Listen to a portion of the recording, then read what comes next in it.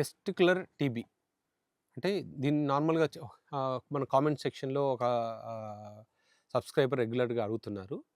Sir testicular TB మీద ఒక video చేయండి అని. ఆయన కోసం ఈ వీడియో చేస్తున్నాను. ఎక్కువ మంది అడగలేదు. కేవలం ఒక్క పేషెంటే ఒక్క సబ్‌స్క్రైబరే అడిగారు. ఆయన కోసమే చేస్తున్నాను. చూడండి టెస్టిస్‌లో టీబీ అనేది ఓన్లీ బాడీలో మనకు ట్యూబర్‌క్లోసిస్ అనేది క్షయవ్యాధి అనేది ఎక్కడైనా రావచ్చు. చాలామందికి డౌట్ ఉంటుంది. సార్ నాకు దగ్గు లేదు. ఆహ్, దగ్గు లేదు, చెస్ట్ పెయిన్ లేదు, వేరే ఏ ఇష్యూస్ లేవు. నాకు టీబీ ఎలా వస్తుంది అని. సో, ఇప్పుడు మనకేంటంటే ఈ టీబీ వ్యాధి అనేది బాడీలో ఎక్కడైనా రావచ్చు. అది ఓన్లీ ఊపిరితిత్తుల్లోనే రావాలని లేదు. బోన్ టీబీ ఉంటుంది. తర్వాత పేగుల్లో టీబీ రావచ్చు. తర్వాత జీఐ టీబీ అంటాం. అంటే జీయూ టీబీ అంటాం. జీయూ టీబీ అంటే జెనైటో యూరినరీ టీబీ. జెనైటో అంటే ఏమేమొస్తాయి? టెస్టిస్, పెనిస్, తర్వాత టెస్టిస్ నుంచి బయటకొచ్చే ట్యూబ్ ఎపిడైడిమిస్, తర్వాత స్పెర్మ్ స్టోర్ అయ్యే ప్లేస్ సెమినల్ వెసికల్, ప్రాస్టేట్. ఇవన్నిటిని జెనటల్ టీబీ అంటాం. యూరినరీ టీబీ అంటే కిడ్నీస్, యూరినరీ బ్లాడర్, ప్రాస్టేట్ ఈ 3. సో, అందుకని ఇవన్నీ కామన్‌గా లాస్ట్‌కొచ్చేసరికి కలిసిపోతాయి కాబట్టి జెనటో యూరినరీ టీబీ అంటాం. ట్రీట్మెంట్ ఎప్పుడైతే నార్మల్ ఆహ్, ఊపిరితిత్తుల్లో టీబీ ఎలా వస్తుందో, ఇక్కడ గూడా అలాగే టీబీ వస్తుంది. అక్కడ ఊపిరితిత్తుల్లో టీబీ ఎక్కువ రోజులు ఉన్నప్పుడు ఏమవుతుంది? ఊపిరితిత్తులు డ్యామేజ్ చేస్తుంది. లంగ్స్‌ని డ్యామేజ్ చేస్తుంది. ఇక్కడ గూడా ఏమవుతుంది? సేమ్ టీబీ ఎక్కువ ఉన్నప్పుడు ఆటోమేటిక్‌గా టెస్టిస్, ఆ స్పెర్మ్ ట్యూబు, తర్వాత ప్రాస్టేట్ గ్రంథిలో వాపొచ్చేసి అక్కడున్న టిష్యూ బాగా హార్డ్ అయిపోతుంది. దీనివల్ల సీ మనకు ట్రీట్మెంట్ అయితే సేమ్.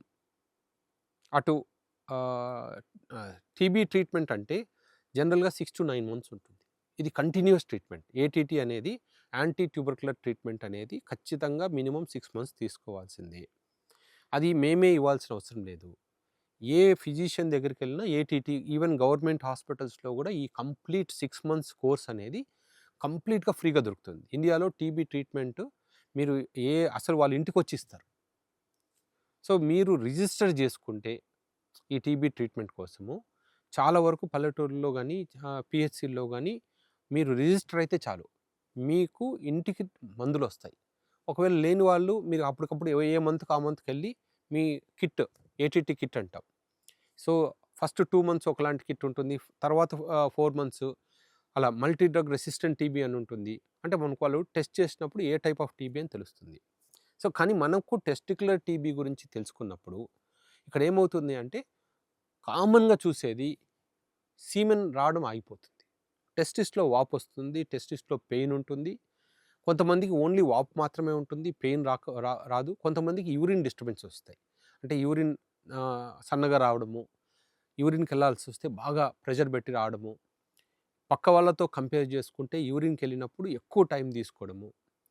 తర్వాత కొంతమందికి సీమెన్ అస్సలు రాకపోవడము, కొంతమందికి చుక్కల్లా రావడము, కొంతమందికి అస్సలు రాకపోవడం.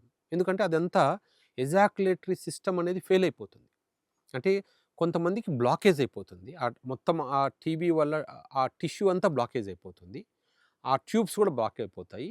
కొంతమందికేంటంటే ఆ సెమినల్ వెసికల్‌లో ఉన్న నర్వ్స్ డ్యామేజ్ అయిపోయి ఎజాక్యులేటరీ ఫెయిల్యూర్. అన్నీ బానే ఉంటాయి గానీ సీమెన్ బయటికి రిలీజ్ అవ్వదు. సో, ఇవన్నీ టీబీ లక్షణాలు.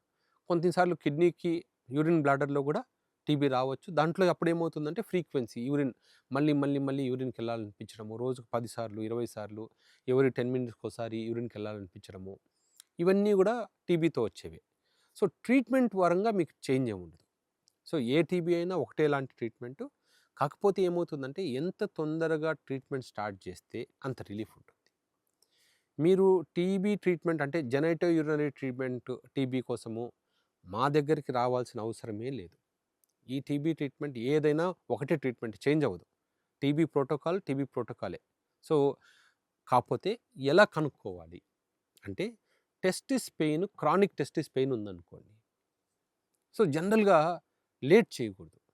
1 నెల, 2 నెలలు, 3 నెలలు టెస్టిస్‌లో పెయిన్ వస్తుంది అనగానే మీరు ఫస్ట్ చేయాల్సిందేంది? ఒక స్కాన్ చేయించుకొని సీమెన్ కల్చర్ చేయించేసుకొని మందులు వాడాలి. ఒకవేళ సీమెన్ కల్చర్‌లో ఏమి మందులు వాడినా గూడా అన్ని ప్రతిసారి సీమెన్ కల్చర్ నెగెటివ్ వస్తుందనుకోండి. అప్పుడు సస్పెక్ట్ చేయాలి టీబీ. అప్పుడు ఏమవుతుందాం సీమెన్‌ని కూడా మనం టీబీ టెస్ట్‌కి పంపిస్తాం. సో, లేదా అంటే కొన్నిసార్లు ఏమవుతుందంటే ఫంగల్ ఇన్ఫెక్షన్ వల్ల కూడా మనకు పెయిన్ రావచ్చు. ఇన్ఫెక్షన్స్ ఉండొచ్చు. కల్చర్‌లో కనిపెట్టకపోవచ్చు.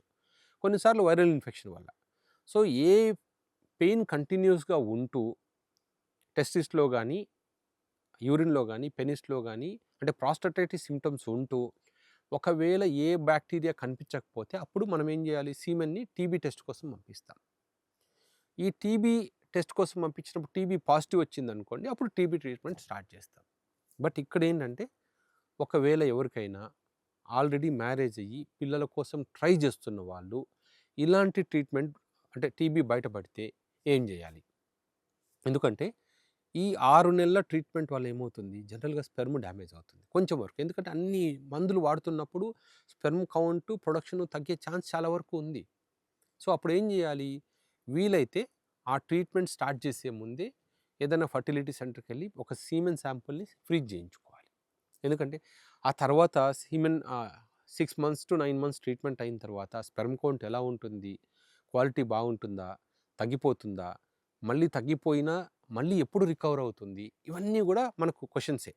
ఏ డాక్టర్ గూడా క్లియర్‌గా చెప్పలేరు మీకు ఇన్ని రోజుల తర్వాత వస్తుందని. అందుకని ఏం చెప్తామంటే ఫస్ట్ సీమెన్ ఫ్రీజ్ జేయించుకొని తర్వాత మందులు వాడుకోవాలి. సో, ఈ టీబీ ట్రీట్మెంట్ గురించి చెప్పాను గదా! అండ్ చాలా వరకు ఏమవుతుందంటే దీనికి ఎటువంటి సర్జరీస్ ఉండవు.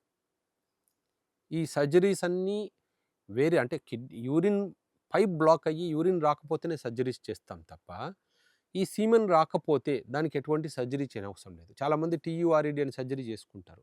అది ఎజాక్యులేటరీ ఫెయిల్యూర్ ఉందనుకోండి, ఇది బ్లాకేజ్ కాదు. అందుకని మనం ఏంటంటే అటువంటి స్పెర్మ్ రావట్లేదు అన్నప్పుడు ఇది బ్లాకేజా? టీబీనా? అది ముందే మనం క్లారిఫై చేసుకోవాలి. సో, ఇంకా ఈ దీని మీద టీబీ మీద ఏదన్నా డౌట్స్ ఉంటే కామెంట్ సెక్షన్‌లో పోస్ట్ చేయండి. ఖచ్చితంగా వీడియో చేస్తాము. అలాగే ఒకవేళ టీబీ ఉన్నవాళ్ళు కాస్ట్ గురించి ఆలోచించొద్దండి. ఈ medicine completely free of cost దొరుకుతుంది. ఇండియా మనకు government free of cost supply చేస్తుంది. యాంటీ టీబీ ప్రోగ్రామ్‌లో మనకిది ఫ్రీగా అవైలబిలిటీ ఉంది కాబట్టి, ఆ అవకాశాన్ని మీరు మిస్ చేసుకోవద్దు. బయట కొన్న గవర్నమెంట్ హాస్పిటల్స్‌లో తీసుకున్న ఒకటే క్వాలిటీ ఉంటుంది. ఒకటే డ్రగ్గే ఉంటుంది. So, don't worry. బయట బయట కొంటేనే మంచిది అనేది ఏం లేదు. సో, గవర్నమెంట్ కూడా ఏంటంటే టీబీ విషయంలో అసలు క్వాలిటీ విషయంలో రాజీ పడటం లేదు. సో, అక్కడైనా సరే తీసుకోండి, వాడండి. ఓన్లీ విషయం ఏంటంటే కంటిన్యూయస్‌గా వాడాలి. మధ్య మధ్యలో ఆపకూడదు టీబీ టాబ్లెట్స్. అది గుర్తుపెట్టుకోండి.